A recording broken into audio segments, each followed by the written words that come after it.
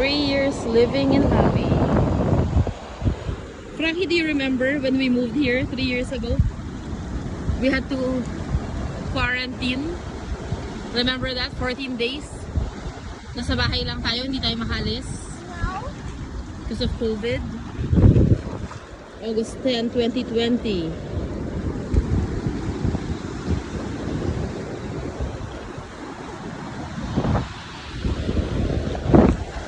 Do you love living here in Maui, Frankie?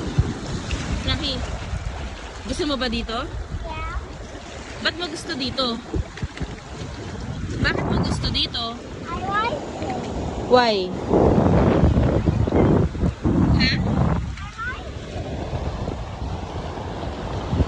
Excited ka na mag first grade? Kaano ka nakatagal tumira dito sa Maui? Ilan? Ilan? Kaano katagal?